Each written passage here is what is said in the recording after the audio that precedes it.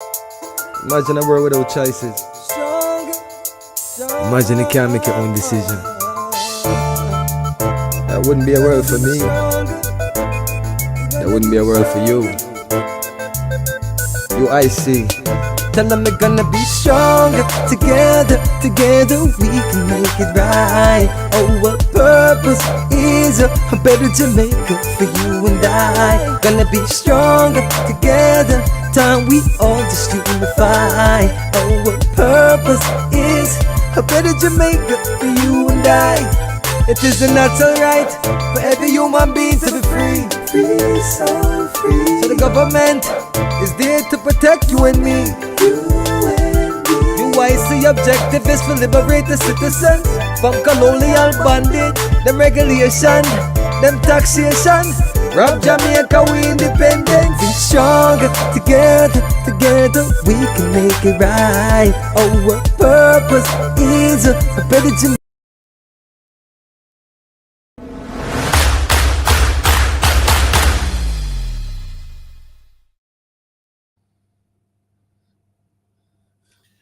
Good evening, Uniteds. And let me first apologize for the late start. I ran into some very serious traffic on my way in from Kingston, and that had me delayed getting to you. And please accept my most profound apologies. But nonetheless, there will not be a cancellation because tonight we need to speak and speak frankly. Tonight, we need to be able to share about our Caribbean brothers and understand ourselves as Black people. Just as the great Marcus Mosiah Garvey prophesied all those decades ago about what we need to do to become one people, how we need to treat ourselves and treat our brothers. Now, I see I'm getting an error message here on my page. All right, so I'm back with you. So just as Marcus Garvey prophesied, we need to understand each other and understand ourselves and our brothers. And tonight we're here to talk about a very big topic, the topic of our neighbor, Haiti. Now, what's going on with Haiti? You might ask. A lot. Because if you follow the Prime Minister, you will see our troops marching down the streets of our neighbor and occupying our neighbor's streets. But let's get to know our brothers in Haiti for a minute. I have some images up. I'd love to hear from the audience if they are seeing those images. If not, then I'll have to take you through all of this verbatim. Now, Haiti, our neighbor, they're approximately what? About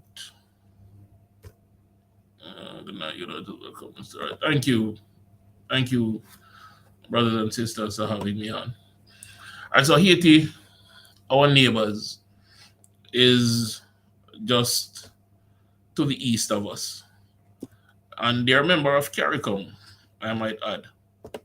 But we, the English-speaking Caribbean, has not been treating our neighbor Haiti as an equal, as an ally, as a brother, over the many decades of the Haitian struggle. As a matter of fact, I'll go so far as to say the centuries of Haitian struggle. All right, so I'm getting that they're not seeing those images. Let me try again to get those images on the screen. All right.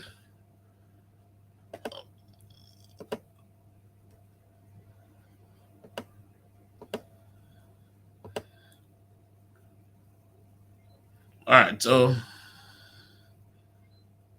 let me know if you're seeing what I have up. I'll also try to make it larger for you so that you're able to appreciate. All right, so here we are. So what we're looking at, the first pictorial is the Haitian flag, their national symbol. Just as we are proud of ours, they are proud people and proud of theirs. There are currently two nations that occupy the island, And the island, when it was discovered, was christened Saint Domingue by Christopher Columbus and his bunch. And that island has passed through several different kinds of occupation, where at one point it was occupied by the Spanish through Columbus and his conquest, then another time by the English, then another time by the French, then another time the entire island was occupied by the victorious Haitian revolutionary forces that claimed their independence all those years ago. So, and we have here Toussaint Louverture, if I'm saying that correctly, if my French inflection is correct. So he's a well-known Haitian liberator. He was one of the persons who fought to gain independence from the French just about 1803, 1804. Independence was declared January 1804. Now, as you can see, that independence struggle was only recognized in 1825. How? Simple. After the Haitian Revolution, which ousted the French colonialists, the plantocracy, etc., the French king, Charles X, sent a flotilla, an armada, hundreds of ships down to Haiti and say, okay, you all want to be independent, that's fine. But you need to pay us for losses. You need to pay an indemnity of 150 million francs. And if you don't, our warships will blow you to smithereens. So this is what our Haitian brothers, right? A group of slaves, ill-equipped to run a nation, somewhat educated, because some of the things that the French did with their slaves was educate them, which you can call it a plus. So, but they were there. And one of the pictorials here on the screen now shows a Baron de Macou presenting terms to then Haitian president Jean-Pierre Boyer. So he's one of those revolutionaries who brought freedom to our enslaved brothers and sisters in Haiti. The pictorial at the bottom right would be what a facsimile of those ships, what they would have looked like. Now, Haiti has struggled through the years with different layers of coups and political instability. Throughout all that instability, Haiti has maintained its pride as a nation, a sovereign nation, one of the first independent republics in the colonies, the New World, as it was christened by the Spaniards and their conquistador.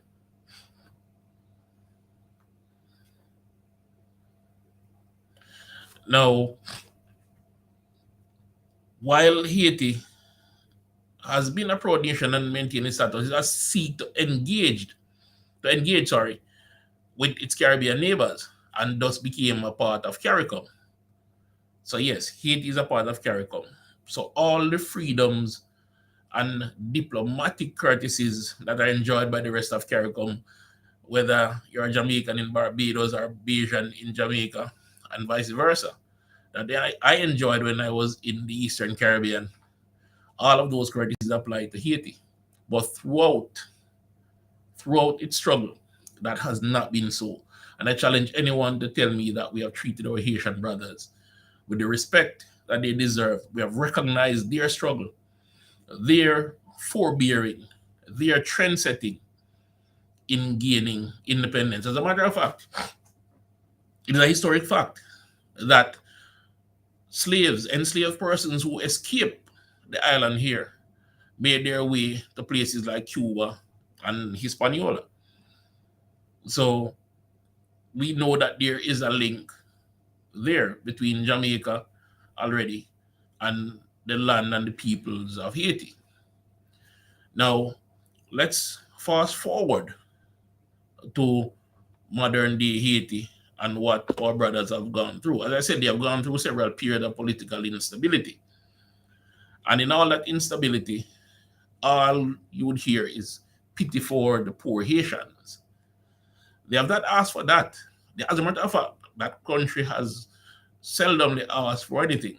When natural disasters come, We have reached out to them, and other countries have reached out to our Haitian brothers and sisters and afforded assistance, which is expected, especially when you're a part of CARICOM. Now, when we look at the instability in Haiti, a lot of people say, "Why them salt, are them bad, are they poorly governed?" Well, let me take you back to this. And it's not that Haiti is poorly governed, but they are being punished. Yes, being punished. That armada that I spoke about in 1825 that demanded 150 million francs at that time, several billion dollars in today's equivalency. Imagine Haiti is your household. You just built a house. Let's say, yeah, you just built a house. And here comes the taxman telling you that you have to pay taxes that way outstrip your income, what your pay is to take home. What would you need to do to be able to pay the taxman and not have him confiscate your house and so you can take care of your family? You'll borrow, right? You'll bargain, you'll barter. And that's what Haiti did. Haiti took out a massive loan with a French, yes, a French bank. They were there to the rescue, problem and solution, just like we see now. They create a problem and then create a solution that benefits them and take away from you. So this French bank came and, of course, offered Haiti a massive loan. And Haiti was able to take that loan and pay off that debt. But in the meantime, Haiti struggled economically because of that, because now there's a repayment and also the interest. As a matter of fact, the final payments on those loans were made just about 1947, if my memory serves me correct. And I can go back to the research to tell you, yes, a loan from the 1800s was paid off in the 1900s, 100 and something years. Now, you want a loan like that? 100-year loan? I doubt it. You don't want to have a student loan or a mortgage or anything that runs that long. And of course, the president is the money doctor. So he can tell you what a 100-year loan does to you interest-wise. So Haiti was never able to develop its economy, develop its infrastructure, focus on its people. And because of that, they have had to struggle to get by, just like any family facing hard times. And in that struggle, there has come political instability because of leaders who wanted to do better and leaders who wanted to exploit. Now, Haiti was on the verge of change a few years back. And that change would have come in the form of a very determined president, Jovenel Moïse. And of course, we all heard that shocking news just about a year and a half ago when their president was assassinated. One of many black leaders within that time that was assassinated. And of course, there are several, I think there's something like 14 people that were arrested in connection with that, and some 11 still in custody, including some in the United States, and facing charges from murder to conspiracy to commit murder, etc. So, the latest crisis has come from the assassination of a president that was working to rebuild the Haitian nation.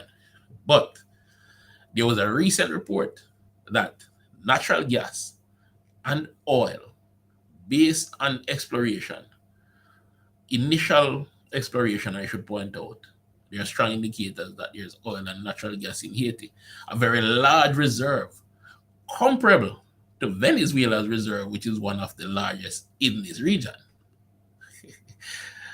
So now, you ask yourself, okay, so what does the assassination has to do with that? Of course, none of us have the evidence, pure conjecture. But the current crisis in Haiti, now where there is no government, because the elected president was assassinated, and those by legislation that were supposed to take office and transition to a newly elected president now struggle with creating a stable environment for peaceful transition, where no gangs run rampant and the people are fleeing. This takes us now to our Haitian brothers landing on our shores. there was a significant number of Haitians that landed on our shores, on our eastern shores. And instead of doing what is required by our CARICOM Charter and what is required by Human Rights Charter, they were charged, yes, charged and taken to court, despite the fact that we as a people, despite the fact that this government and administration has been saying since last year that the Haitian instability is a security threat to Jamaica and they would be sending troops there. So they know that these persons, our Haitian brothers and sisters, are in danger. And they came to us seeking asylum and was imprisoned and charged, fined for entering our waters illegally, seeking refuge. Our brothers and sisters from Haiti. It took a brave returning resident to our shores who feel like I do, like the UIC does, that our Haitian brothers deserve treatment with dignity, to go and pay those fines. I'm not sure if all of the fine was paid, let me be clear. But based on reports I have, some, if not all of those fines were paid. Now, those Haitians or Haitian brothers and sisters are to be deported back to the land of instability from whence they flee, seeking shelter from us. How is that treating our CARICOM brothers and sisters with dignity? If we had suffered any form of instability, wouldn't you want our people to receive due care under the various treaties that you have signed? Yes. And we should extend the same courtesies to our Haitian brothers and sisters. But here it is. The offer from our government is now to join a coalition after they have had their lips pursed by the colonial master to say they are sending troops to Haiti. More on that in a sec. Let me share some facts with you.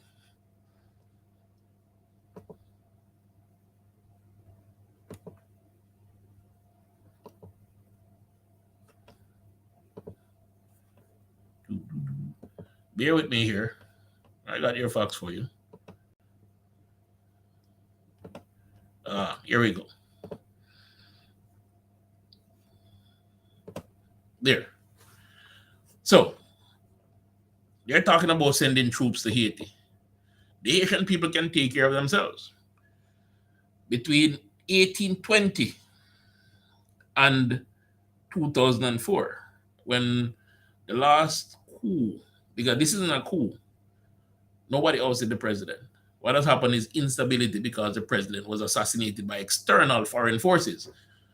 Colombians and Haitian Americans are implicated among those who plotted to conduct this assassination. Here are the coups. The Haitians have proven that there are people willing to fight, that they're willing to fight for what they believe in. So, why is our leadership being pursed by external forces, known and unknown, to now send our Jamaican troops, as exuberant as they are, as gung-ho as they are, as eager as they are to take up arms in any situation, whether against their people or others, down to our brothers' shores to oppress their people? The dilemma in Haiti is simply this. And I mentioned in 1947 the debt was paid off, and this is confirmed here. Here's one of the things that we don't know. That debt was bought by a New York bank, which was rebranded in modern times to be Citibank. So the next time you go to Citibank, Jamaicans in the diaspora, and hand them your hard-earned cash, right? Just remember that they enrich themselves of the suffering of our poor Haitian brothers.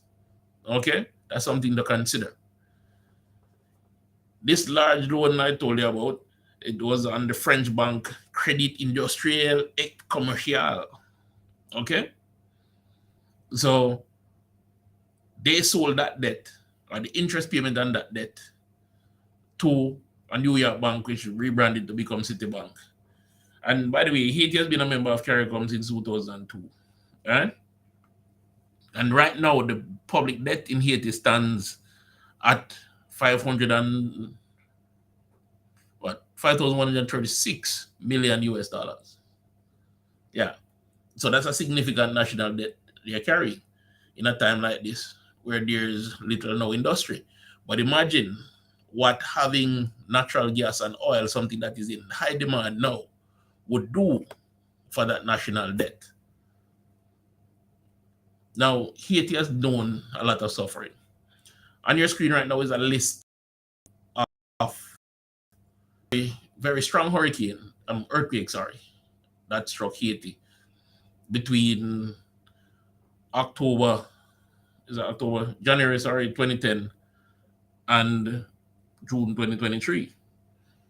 We see 7.7 and upward magnitude earthquake. We see 4, 5 and up magnitude earthquake. We see 4 and up. So over time, they have taken a battering. Even more than that, between September and November 2022, the island was hit by 8 hurricanes. In 1 year, 2022, 8 hurricanes. In comparison to Jamaica, that was just grazed by 1. All right? So our Haitian brothers have remained resilient in the face of all of this. Now, on your screen is an image of their assassinated president, Jovenel Moïse. The official theory surrounding his assassination is he was assassinated to restore the previous corrupt leadership that existed in Haiti. Because there are people who want access to the national treasury for personal enrichment. That sounds very familiar, doesn't it? Yes. Politicians enriching themselves from the national treasury. Right? Also, another extension of that theory is that the protest to demand his resignation over his failure to investigate past administration's corruption led to his assassination. But that is highly suspect. There hasn't been much work done to advance that theory. Now, when you couple that with the recent discovery of minerals such as limestone, oil, natural gas, copper, gold, Haiti stood a chance with a strong president like this of rebounding and becoming a very, very strong economy in the CARICOM bloc. Now, we all know what that economic might can do for a country like that. Oil, natural gas. Look at what it did for Trinidad, Venezuela. And even Jamaica has been searching high and low to find oil, to find natural gas. We have some snippet of it, but nothing significant has been discovered as yet. So here we are looking at our brothers in Haiti facing a terrible crisis. And the only sympathy the administration representing the Jamaican people can muster right now is to offer to put troops on their side to police their people. Did Haiti ask for that? No. They've always solved their problems themselves, even though CARICOM as a body is supposed to help with that. Now, Jamaica has a history of following the puppet master. A very, very strong history. If you look at what we did in Grenada, in what year was this? Let me not get my dates mixed up, and I'll tell you. In Grenada, we went there in bear with me, people. We went to Grenada in 83, yes, as part of a coalition led by the United States and other Caribbean countries to oust the Caribbean government because the US believed that they were leading, well, I believe they declared themselves to be communist. But instead of enabling the people to solve their problems, under the pretext of rescuing their medical students who weren't in any trouble, but was huddling in a stadium as was instructed, and with no threat to any of them. None of them had lost their lives or been injured, as far as the history books are telling.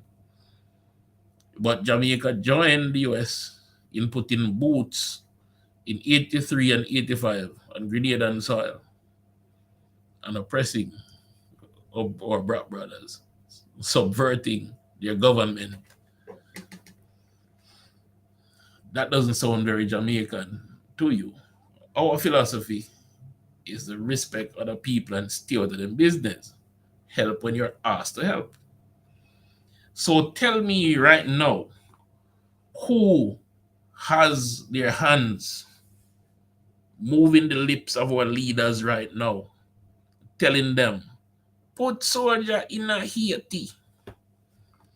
Who do you think is doing that? Why do you think they want to sacrifice our young men and women to embolden themselves and ingratiate themselves to their quote-unquote masters? But UIC is not about that. What the UIC is saying is simply this, and clearly this, that when a Haitian refugee lands on our shores, or any Caribbean refugee for that matter, he or she must be afforded the care and respect that we would afford any human being, but particularly so because we had agreed to do so when we became CARICOM. And a strong CARICOM is a strong Caribbean, and therefore we need to look out for and respect each other. Furthermore, there should be no Jamaican police or military in Haiti without a clear guideline as to how the underlying problems that led to this will be solved. And here it is: an assassinated president, a struggle for power, gangs rampant in the street, people feeling unsafe. Doesn't that sound like meddling from an external force? Because the assassination wasn't done by Haitians on land, on the island. Yes, Haitians were involved, but they were domiciled, they were citizens of another country. And why would they, from their hiding hole in another country that is deemed more prosperous, reach out their treacherous hands, assassinate a president in the hopes of achieving state power, when the Constitution clearly laid out who is to succeed? And even those persons are struggling to succeed that assassinated president.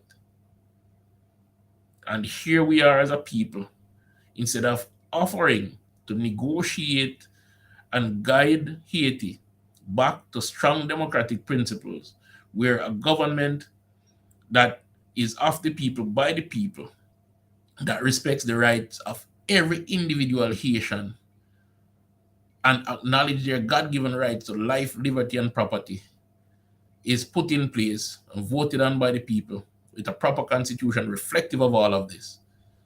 We're offering them military occupation. I find that mystifying. Now, as spokesperson on justice,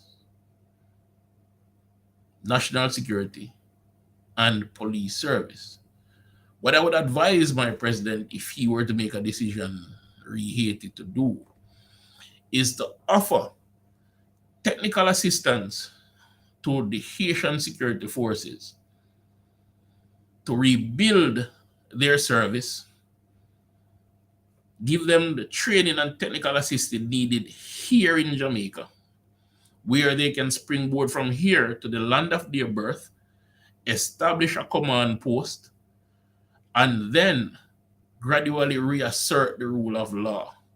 Along with that, we would support them reestablishing commerce. We would support them by providing protection, for example, for the judiciary, so that they can work to rein in the gangs and can, without fear or favor, seek to establish a credible government, because several people, justices, prosecutors, have found themselves, based on reports received, victimized for seeking to advance a return to democracy and to seek to bring down criminal elements. That sounds more like assistance to me,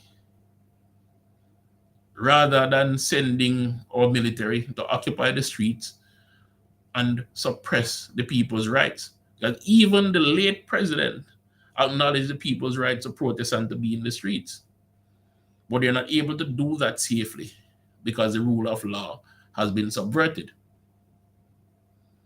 And the assistance Haiti needs is not occupation, but a fair hand in returning to democracy. And a UIC government would support a Caribbean coalition, us in CARICOM taking up our responsibility to each other and going to Haiti and saying, let us work this out. Let us peacefully transition power to the people. Let us reestablish the rule of law. Let us rebuild the institutions of justice and democracy. Let us rebuild your economy. And of course, we're eager to trade with the Americans and the Europeans and the Asians, but not eager to trade amongst ourselves. And a healthy balance of trade in the Caribbean means a healthy Caribbean economy. We need to embrace our uniqueness and rebuff the colonialist whispers that comes in a disrespectful way, in a condescending way, that comes to tear down our hard-fought independence, the limited amount that we have. So, let's do better by Haiti.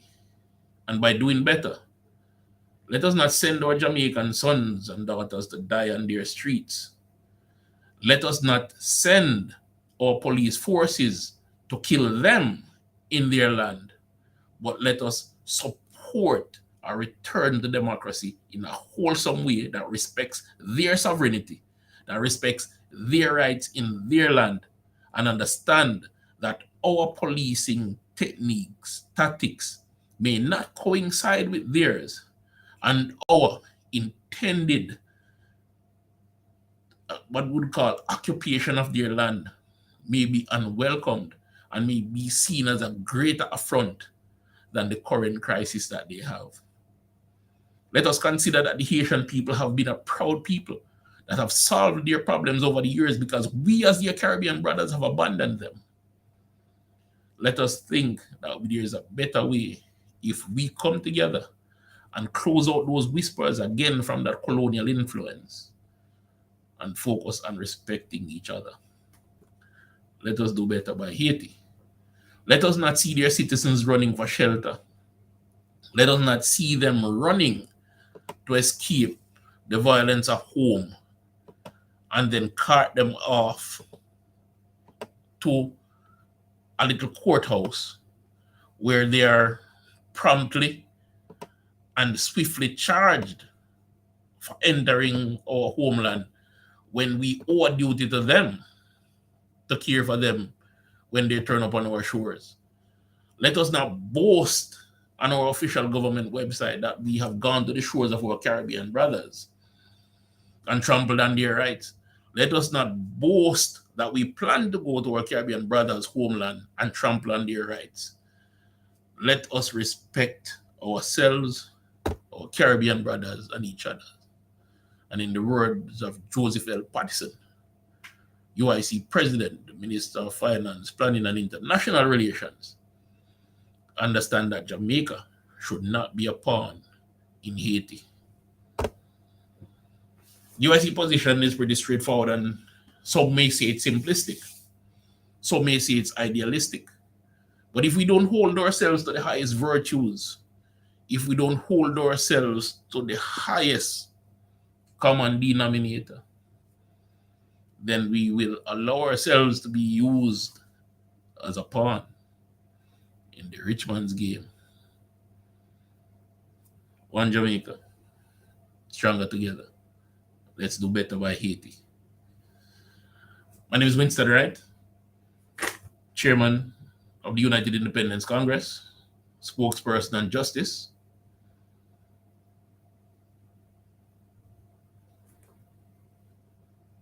national security, and police services, asking us to dance a yard before we dance abroad. Again, do better by Haiti. Good night, Uniters. Thank you for tuning in. And again, my most profound apologies for the late broadcast. It was unavoidable, but there's no cancellation in mind because you deserve to hear. Good night, all, and thank you.